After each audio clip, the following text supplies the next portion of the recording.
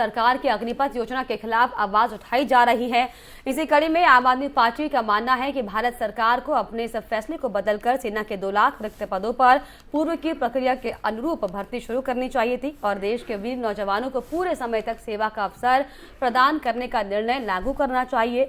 आम आदमी पार्टी के प्रदेश संगठन समन्वयक ज्योत सिंह बिष्ट ने कहा कि भारत सरकार द्वारा सेना में भर्ती के अपने इस फैसले को अग्निपथ का नाम देते हुए मात्र 4 साल के लिए ठेके प्रथा की तरह सेना में भर्ती होने वाले जवानों को अग्निवीर नाम देकर महिमा मंडन किया जा रहा है और भारत सरकार नासमझी भरे अपने इस फैसले पर अपनी पीठ थपथपाने का काम कर रही है। लेकिन भारत सरकार का ये फैसला अपने नाम के अनुरूप सेना में भर्ती के इच्छुक नौजवानों को जलते अंगारों पर चलने के लिए धकेलता हुआ जैसा दिखाई पड़ता है।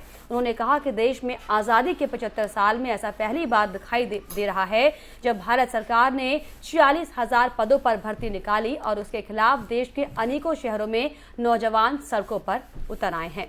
23 से 25 साल की उम्र में उनको बेरोजगार करके जब घर भेजेगी तो कोई ऐसी ठोस योजना सरकार ने लॉन्च नहीं की है कि जिससे उनको फिर से रोजगार मिल सके, क्योंकि हकीकत यह है कि 2 साल से सेना की भर्ती नहीं हुई। सेना में 2 लाख पद रिक्त हैं, जिनमें से केवल 46,000 पर भर्ती की बात की गई है।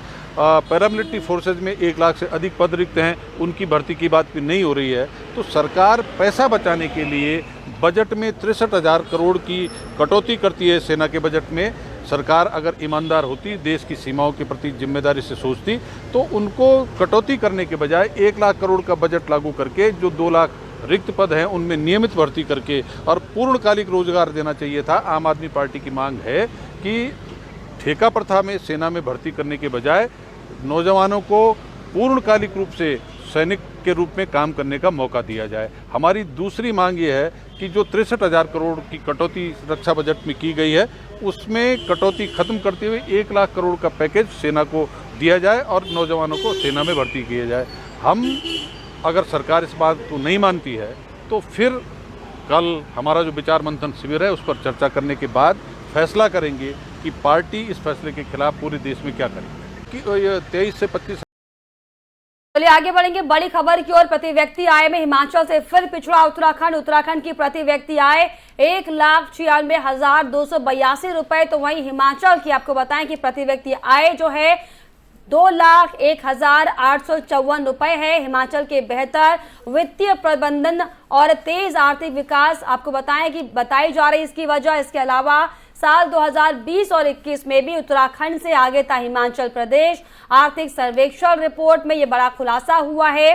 कल विधानसभा में पेश किया गया था आर्थिक सर्वेक्षण रिपोर्ट। तो आर्थिक सर्वेक्षण रिपोर्ट के पेश होने के बाद ये सामने आया है कि जो हिमाचल प्रदेश है वो उत्तराखंड से कई ज्यादा आगे है, क्योंकि जो प्रति व्यक्ति आय की अगर हम खासतौर पर बात करें तो हिमाचल की प्रति व्यक्ति आय 2,01,854 के करीब है, जो कि हिमाचल में बेहतर यह आंकड़ा है। इसके अलावा अगर हम 2020-21 में उत्तराखंड से आपको बताएं कि बात करें तो अगर उत्तराखंड की प्रति व्यक्ति आय की बात की जाए तो 1,92,000 के पास यह आंकड़ा है, जो कि बताता है कि किस तरीके से उत्तराखंड जो है वो हिमाचल प्रदेश से पिछड़ा हुआ है।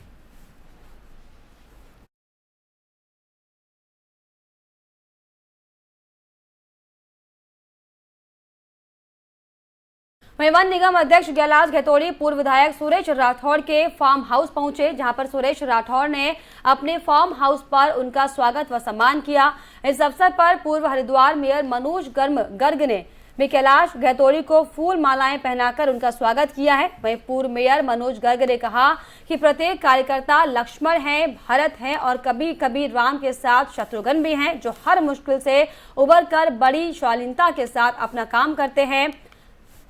हरिद्वार के अपने पहले दौरे पर आए कैलाश घेतोड़ी ने यह कहा कि उत्तराखंड राज्य के यशस्वी मुख्यमंत्री पुष्कर सिंह धामी ने जिस तरीके से हमारी सीट को चुना, हम अपने शब्दों में उसे बयां नहीं कर सकते। उन्होंने कहा कि मुख्यमंत्री पुष्कर सिंह धामी ने जिस प्रकार से वन निगम अध्यक्ष बनाकर हमारा मान बढ़ाया है और एक जिम्मेदारी दी है, उसके चलते हम उनका आभार व्यक्त करते हैं।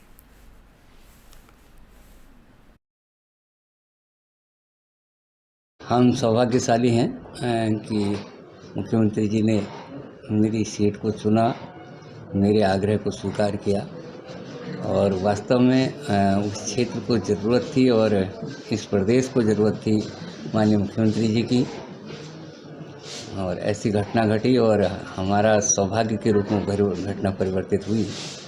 और आज वास्तव में जिस क्षेत्र में पुष्कर सिंह धामी जी जैसा एक नेतृत्व जाएगा, उसके बारे में हम लोग बयान नहीं कर सकते। हम बहुत छोटे शब्दों में कह सकते हैं, लेकिन उनका जो बृहद सोच है उसको हम किसी तरीके से भी उसका वर्णन नहीं कर सकते। मेरे ख्याल से हमारा सौभाग्य, उस क्षेत्र का सौभाग्य है, इस प्रदेश का सौभाग्य है, एक नया आयाम हासिल करने वाला है प्रदेश और क्षेत्र। देखिए, पहली बात तो उन्होंने जो भूमिका निभाई है उत्तराखंड के अंदर, माननीय मुख्यमंत्री जी पुष्कर सिंह धामी चुनाव हार गए, उन्होंने अपनी सीट को छोड़कर एक नया आयाम जो पैदा किया है, उसके लिए मैं समझता हूँ कि जिस तरह से भगवान राम ने जब वनवास काटा तो उस समय लक्ष्मण जी की भूमिका में भगवान लक्ष्मण थे।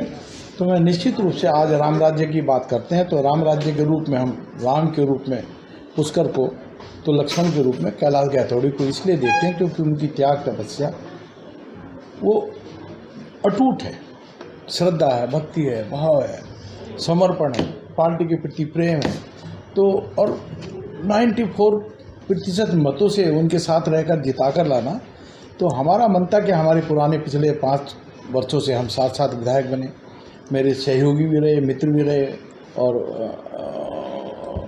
विचारों में एक रूपता थी। तो मैंने उनसे कहा कि एक कप चाय पीते हुए आप जाएंगे, पहली बार बने, मुझे मालूम था कि संभवतः उनकी आजकल में घोषणा होने वाली है, तो आज घोषणा भी होगी, तो दोनों बधाई देने की दृष्टि से हमने उनको यहाँ कार्यकर्ताओं के बीच में बुलाया। निश्चित रूप से अब जो खामियां पहले कभी रही होंगी उनको दूर करने में गैथोड़ी जी की विशेष भूमिका रहेगी। पुष्कर जी को आप जानते हैं, वो बड़ा बारीकी से अध्ययन कर लेते हैं, जानते हैं, तो जो कमियां पहले रही होंगी दूसरी सरकारों में, वो इस सरकार में उसको ठीक कर दिया जाएगा।